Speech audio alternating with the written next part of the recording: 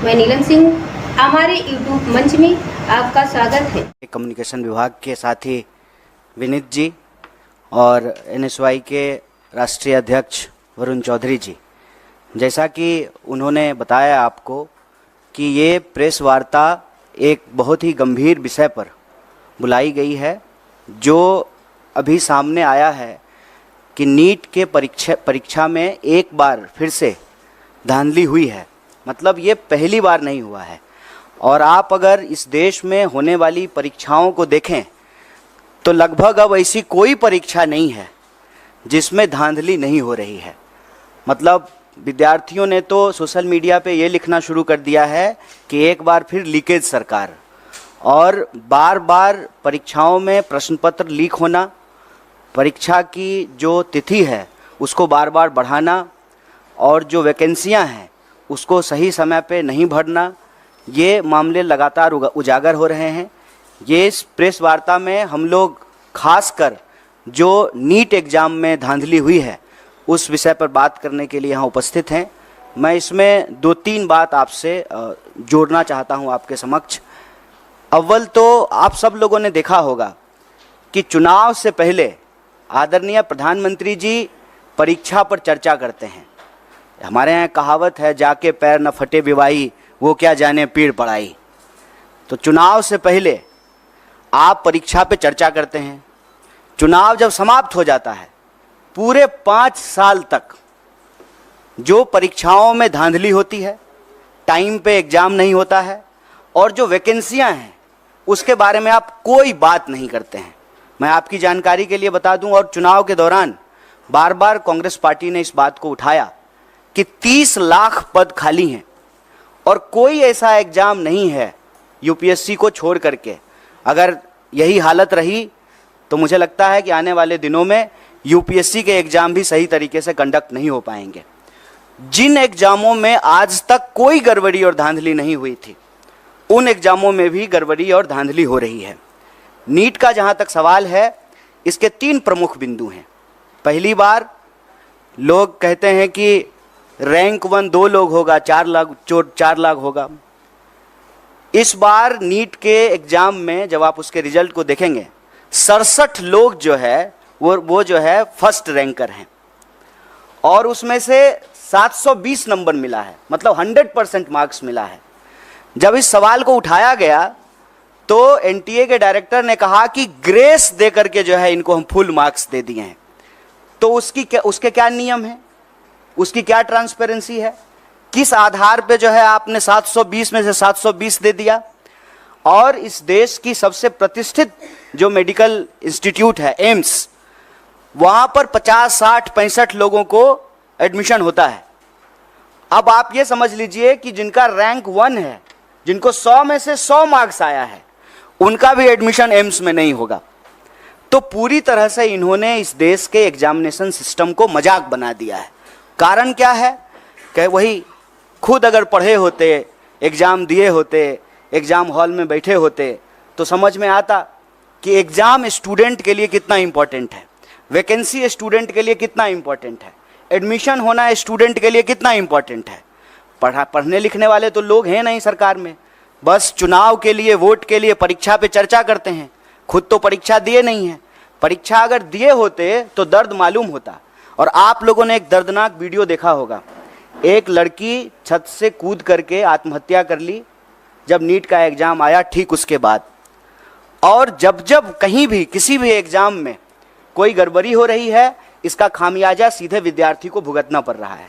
आप सब जानते हैं, सरकारी आंकड़ा है, हमने अपने घर में नहीं बनाया है, 1 घंटे में 2 जवान इस देश में आत्महत्या कर रहे हैं। मतलब 24 घंटे में 48 नौजवान आत्महत्या कर रहे हैं। और लगातार ये जो परीक्षा का दबाव है उसमें 3 बिंदु बहुत महत्वपूर्ण हैं। एक, समय पे एग्जाम का नहीं होना। दूसरा, अगर एग्जाम हो तो उसमें व्यापक पैमाने पे धांधली होना और प्रश्न पत्र का लीक होना। और तीसरा, जब प्रश्न पत्र लीक होता है, स्टूडेंट की तरफ से हंगामा होता है, स्टूडेंट कोर्ट जाते हैं, तो फिर एग्जामिनेशन को कैंसिल कर देना। ये पूरा का पूरा एक साइकिल बना हुआ है। और आप देश के किसी भी हिस्से में चले जाइए जिसको हम लोग स्टूडेंट का सेंटर कहते हैं, अगर आप रांची, पटना, बनारस, इलाहाबाद होते हुए दिल्ली आएँ, फिर आप नॉर्थ से साउथ की तरफ जाएं, कोई भी ऐसा सेंटर जिसको हम स्टूडेंट सेंटर कहते हैं, हर जगह आत्महत्या की घटनाएं एक बहुत बड़ी समस्या बन चुकी है। राजस्थान में हमारी सरकार ने इसको गंभीरता से लिया और काउंसलिंग करने के लिए, हेल्प प्रोवाइड करने के लिए हमारी सरकार ने योजना बनाई। और आप सबने देखा होगा, इस बार के भी न्याय पत्र में हम भर्ती विधान लेकर के आए हैं, और भर्ती विधान में हम 3 बात प्रमुखता से कह रहे हैं। एक, सारी वैकेंसी भरी जाएगी, सारी वैकेंसी। बताइए, हर 5 साल में चुनाव हो जाता है, कोरोना के टाइम पर भी चुनाव हो गया, सब कुछ बंद रहा, देश में जनगणना नहीं हुआ, लेकिन चुनाव हुआ टाइम पे। तो जब 5 साल में प्रधानमंत्री बदल जाते हैं, 5 साल में जो है एमपी बदल जाते हैं, एमएलए बदल जाते हैं, मुख्यमंत्री बदल जाते हैं, सब कुछ टाइम पे होता है, तो एग्जामिनेशन क्यों नहीं टाइम पे हो सकता है?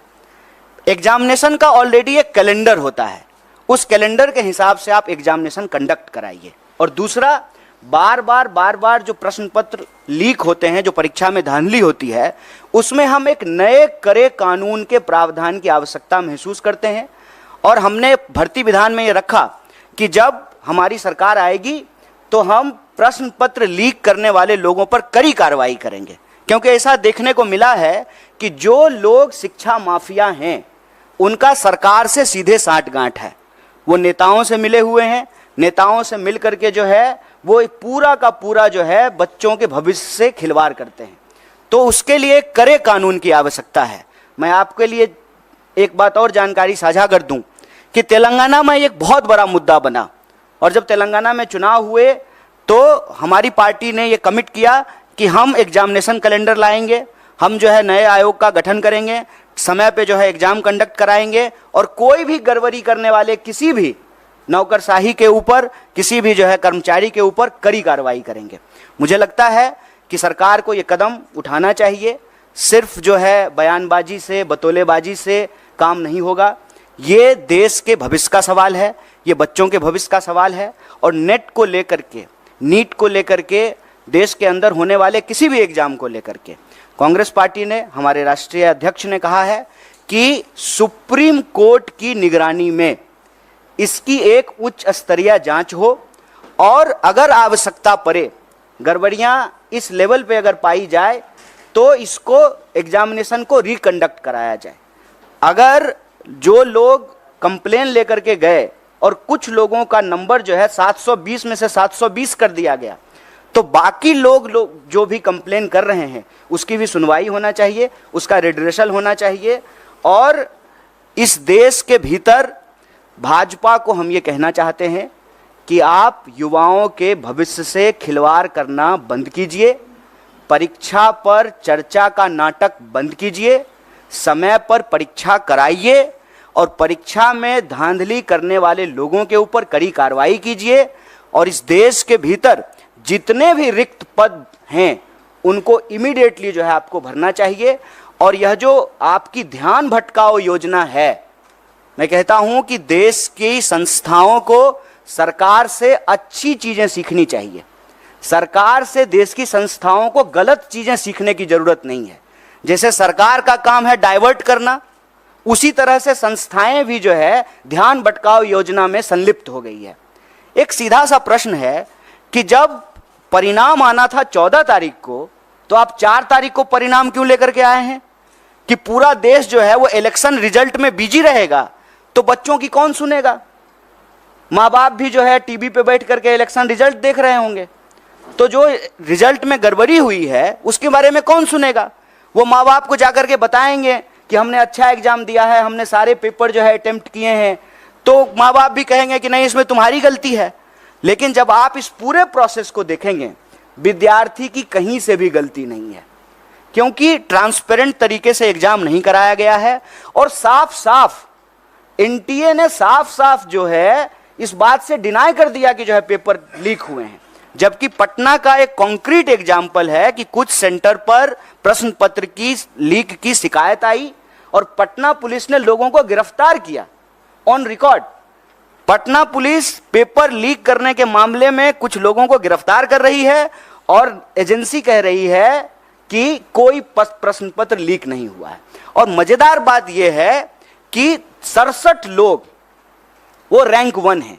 और उससे भी एक मजेदार बात जान लीजिए, एक ही लाइन में 12 लोग जो बैठे हुए हैं वो सबको रैंक 1 आया है। मैं समझ रहे हैं कि इनको भी रैंक 1, हमको भी रैंक 1, इनको भी रैंक 1। दुनिया की सारी काबिलियत लेकर के हम ही तीनों बैठे हुए हैं, बाकी और जो है स्टूडेंट के पास कोई टैलेंट नहीं है। एक ही सेंटर पर एक ही रो में बैठे हुए 12 लोग टॉप कर गए हैं और 100 में 100। हम किसी की योग्यता पे सवाल नहीं उठा रहे हैं, लेकिन जो एनटीए है उसकी योग्यता पे जरूर सवाल उठा रहे हैं, सरकार की मंशा पे सवाल उठा रहे हैं और सीधा सीधा ये मांग कर रहे हैं कि आप देश के बच्चों के भविष्य से खेलना बंद कीजिए, युवाओं के भविष्य से खेलना बंद कीजिए, समय पर एग्जाम कराइए, धांधली को रोकने के लिए, पेपर लीक को रोकने के लिए कड़ा कानून बनाइए और अभी जो नीट का मामला है उसकी जो है पुनर्समीक्षा कीजिए। जो लोग भी कंप्लेन कर रहे हैं उसका रिड्रेसल कीजिए। और सुप्रीम कोर्ट ने, हमारे अध्यक्ष जी ने डिमांड किया है, सुप्रीम कोर्ट की निगरानी में इसकी जांच कराइए और जांच में ये गड़बड़ी, ये आरोप सही पाए जाते हैं तो आप एग्जाम को रिकंडक्ट कराइए और ये चालाकी करना बंद कीजिए कि जिस दिन जो है लोकसभा इलेक्शन का रिजल्ट आ रहा है उसी दिन नीट का रिजल्ट निकाल देते हैं। और यह जो धांधली की गई है, गड़बड़ी की गई है, बच्चों के भविष्य के साथ जो खिलवाड़ किया है, ये चालाकी नहीं चलेगी। परीक्षा पर चर्चा का राजनीतिक और इलेक्टोरल पॉलिटिकल स्टंट हम लोग देख चुके हैं। ये बात जो है विद्यार्थियों को वोट बैंक में समझने का, समेटने का नहीं है। यह बात है कि बच्चे इस देश के भविष्य हैं और उनका जीवन मरण जुड़ा हुआ है इस बात से। लोगों की रूह कांप जानी चाहिए कि एग्जाम के रिजल्ट के बाद जिस पैमाने पे जो है लोग आत्महत्या कर रहे हैं। आप देखिए, वो लाइव वीडियो है, सीसीटीवी कैमरा का रिकॉर्डिंग है कि रिजल्ट आया है और लड़की जाकर के जो है जान दे दी है।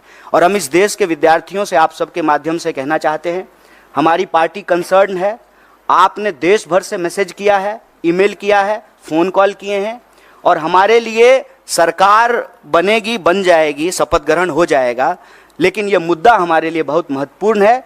इसीलिए ज्यों ही इसकी जानकारी हम लोगों को मिली, हमारा जो स्टूडेंट विंग है एनएसयूआई, उसके अध्यक्ष और हमारी पार्टी के राष्ट्रीय अध्यक्ष ने इस मामले को उठाया है और इसी गंभीरता को आगे बढ़ाते हुए हम लोगों ने यह प्रेस कॉन्फ्रेंस किया है। और हम उम्मीद करते हैं आप तमाम मीडिया के साथियों से कि आपके घर के भी बच्चे अलग अलग एग्ज़ाम की तैयारी करते हैं, आपके भी बच्चे हैं, हमारे घर के भी बच्चे हैं और ये हमारे परिवार का और हमारे जो है देश के भविष्य का सवाल है। इस बात को जो है आप लोग भी इसी गंभीरता से उठाएंगे, सरकार से सवाल पूछेंगे और हमारी बात को जो है सरकार तक पहुंचाएंगे। बहुत बहुत धन्यवाद। नहीं, कोई सवाल है तो आप उनका स्वागत है। नीट के इशू पे जो भी सवाल हैं आपका, उनका स्वागत है। समय बहुत अहम होता है छात्र के लिए।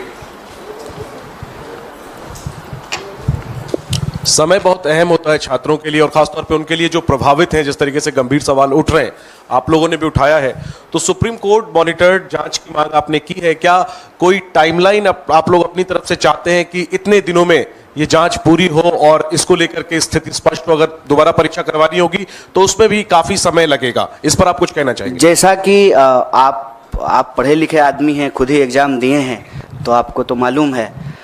तो अब सब लोग यहाँ पढ़े लिखे लोग हैं, एग्ज़ाम देते रहे हैं। ये जो वक्त है ये एग्ज़ाम का रिजल्ट आने का वक्त है और जुलाई से लगभग देश में हर कोर्स का नया सेशन शुरू हो जाता है। हम खुद पढ़े लिखे हैं तो हमको अनुभव है।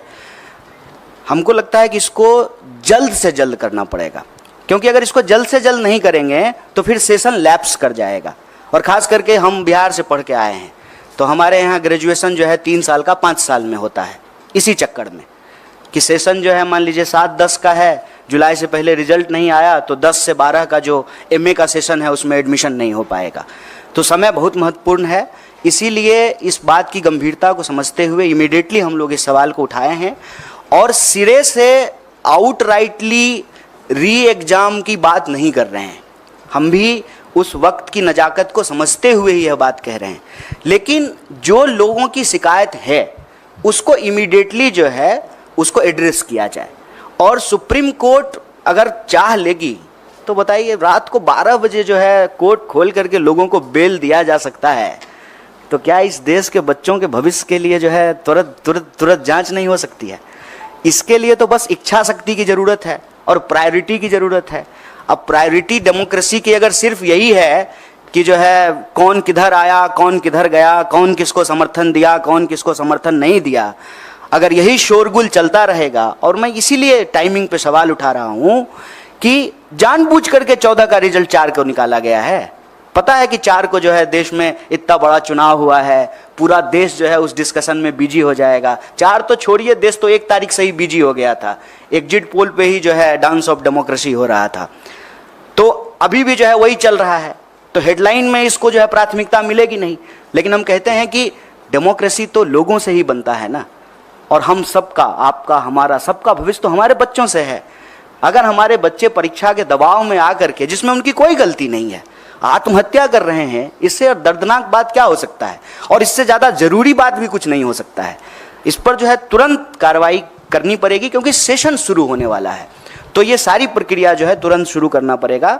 24 लाख से ज़्यादा लोग, ज़्यादा स्टूडेंट जो हैं वो एग्जाम में अपीयर हुए हैं। इसीलिए हम कह रहे हैं कि इमीडिएटली री एग्जाम करने में प्रॉब्लम हो सकता है, लेकिन जिनके इशूज हैं, जिनके कंसर्न हैं, उसको इमीडिएटली जो है एनटीए एड्रेस करे और साइमल्टेनियसली जो है सुप्रीम कोर्ट की निगरानी में जांच हो, क्योंकि मामला इस साल का नहीं है और मामला सिर्फ एक एग्जाम का नहीं है। इसको समझने की जरूरत है। आप कोई भी एग्जाम उठा के देख लीजिए, देश में हर एग्जाम की कमोबेश यही हालत हो गई है। आप देखिए कि ग्रुप डी का भी अगर एग्जाम होता है रेलवे का, तो रेल में चढ़ने के लिए, ट्रेन में चढ़ने के लिए जगह नहीं होती है। मंदिर, मस्जिद, गुरुद्वारा, धर्मशाला, प्लेटफॉर्म, कोई ऐसी जगह नहीं है जहां बच्चे जो हैं वो गमछा डाल करके सो नहीं रहे। देश में होने वाले किसी भी एग्जाम की हालत आप देख लीजिए, किसी भी एग्जामिनेशन सेंटर के बाहर जा करके देख लीजिए। ये एक देश के लिए गंभीर विषय है। समय की नजाकत को समझते हुए इसको तुरंत करना चाहिए, ये हमारी मांग है। सर मेरे एक सवाल है कि आप लोगों ने प्रॉमिस किया था अपने मैनिफेस्टो में कि आप लोग इसके अगेंस्ट जो है स्ट्रिक्ट एक्शन लेंगे, लॉ भी बनाया जाएगा, लेकिन क्योंकि अब इंडिया ब्लॉक की सरकार नहीं आएगी है, तो क्या आप लोग किस तरीके से एनडीए पर इस बात का दबाव डालेंगे? क्या आप सड़कों पर जाएंगे या फिर कोर्ट में आप लोगों की तरफ से भी इसकी कोई अपील की जाएगी? देखिए, एक अव्वल तो ये जान लीजिए कि विद्यार्थी इस देश के किसी राजनीतिक पार्टी या राजनीतिक दल के मोहताज नहीं है। और मैं आपको पीछे हुए 4-5 आंदोलनों का एक उदाहरण दे सकता हूँ। कोई लीड नहीं कर रहा था, चाहे एसएससी का मामला हो, अग्निपथ का मामला हो, किसी भी एग्जाम में जो गड़बड़ी हुई है या गलत नीति सरकार लेकर के आई है, उसको कोई पॉलिटिकल पार्टी लीड नहीं कर रही थी। साइमल्टेनियसली जो है, क्योंकि जिसका जीवन उससे जुड़ा हुआ है, जिसका पूरा का पूरा भविष्य उससे जुड़ा हुआ है, उसके पास सड़क पर निकलने के अलावा कोई रास्ता नहीं बचता है। तो पॉलिटिकल पार्टी के मोहताज नहीं है। लेकिन उन विद्यार्थियों को हम ये कहना चाहते हैं कि इस देश की जिम्मेदार विपक्ष होने के नाते, इस देश की सबसे बड़ी विपक्षी पार्टी होने के नाते, इस देश का one of the biggest student organisation के बिहाफ पर हम आपको कह रहे हैं कि स्टूडेंट को हम साथ देंगे। और हमारे लिए एक गंभीर विषय है, चुनाव पर चर्चा करने की बजाय, सरकार बनेगी कि नहीं बनेगी इसकी चर्चा करने की बजाय, अगर हम नीट के सवाल को प्राथमिकता दे रहे हैं तो आप हमारा कंसर्न समझ सकते हैं। हमारी सरकार नहीं बनी है, ठीक बात है। हमारी सरकार अगर बनी होती तो ये प्रेस कॉन्फ्रेंस करने की ज़रूरत ही नहीं पड़ती। हम प्रेस कॉन्फ्रेंस तो इसीलिए किए हैं ना कि आप लोगों के माध्यम से हमारी बात सरकार तक पहुँचे और हम इस देश के विद्यार्थियों के बिहाफ पर जो उनके डिमांड हैं वो सरकार तक पहुंचाने की जोरदार तरीके से कोशिश कर रहे हैं। सर मेरा सवाल ये है, प्रदर्शन के मामले में आपको मैं बता दूं, ऑलरेडी कई जगह पे प्रोटेस्ट हो रहे हैं। हमारा जो है, हमने जो कंसर्न स्टूडेंट्स हैं उनसे बात की, उसमें से कुछ लोग ऑलरेडी कोर्ट मूव कर गए हैं। तो जब वो ऑलरेडी जो है पिटिशनर बन गए हैं तो हम लोगों को जो है उन्हीं के साथ हैं। हम लोग जो है अलग से पिटिशनर नहीं बन रहे हैं, उनके साथ रहेंगे। और दूसरा ये कि हम तुरंत जो है एनटीए के साथ जो है एक डेलीगेशन भी मिलेगा और जो विद्यार्थी इस आंदोलन कर रहे हैं उनके साथ हम पूरी तरह से खड़े हैं और हमारा पूरा नैतिक समर्थन है। सर लगातार जिस तरीके से नीट के एग्जाम में हम देख रहे हैं गड़बड़ी हुई है, इसमें बहुत सारे ऐसे बच्चे हैं जिनके पास टाइमिंग का इशू रहा होगा, जो एग्जाम के लिए अपीयर किए होंगे, काफ़ी सालों से भी कर रहे होंगे, तो उनकी भी कुछ मांगी होंगी, उसके लिए आप क्या कुछ कहना चाहेंगे? देखिए, वैसे आप अगर इस देश में परीक्षा संबंधित किसी धांधली या गड़बड़ी को देखेंगे तो कंसर्न समूह बन जाते हैं, क्योंकि हम लोग तो एक एग्ज़ाम की बात करते हैं, लेकिन जब रियल ग्राउंड पे जा कर के अपियर होने वाले स्टूडेंट को देखेंगे, ग्रुप और क्राइटेरिया को देखेंगे, तो अलग अलग तरह की जो है वस्तु स्थिति उत्पन्न हो जाती है। मान लीजिए जिनका लास्ट अटेम्प्ट है या जिनका एज का बात है, तो उनका रहता है कि हम री एग्ज़ाम कराएं। हम इसको लेकर के अपनी तरफ से कोई बात नहीं कह रहे हैं, जो विद्यार्थियों की तरफ से मांग आ रही है उसी को रीइटरेट कर रहे हैं। पहला, इमीडिएटली जो है रिड्रेसल हो, जो भी इशूज आ रहे हैं वो, कि एक बार अगर सरकार बात को मानने के लिए तैयार होती है तो एज क्राइटेरिया को भी रिलैक्सेशन दिया जाता है और अटेम्प्ट का भी जो है रिलैक्सेशन दिया जाता है। मैं आपके सामने यूपीएससी का ही एग्जाम्पल देता हूँ। जब सीसेट लागू किया गया था उस वक्त कांग्रेस पार्टी की ही सरकार थी, उसकी वजह से जो है ये प्रॉब्लम क्रिएट हुआ था और फिर सरकार ने जो है अटेम्प्ट का और एज का रिलैक्सेशन दिया था। सरकार ही तो हर नियम कानून बनाती है ना। सरकार अगर कंसर्न है विद्यार्थियों के भविष्य को लेकर के, तो वो जो है अटेम्प्ट का भी रिलैक्सेशन दे सकती है, एज का भी रिलैक्सेशन दे सकती है। कन्हैया जी, टीडीपी ने कहा है कि मुस्लिम आरक्षण जारी रहेगा। चुनाव में आपने देखा होगा कि इसको अभी किस तरीके से नीट पे बात कर लेते हैं।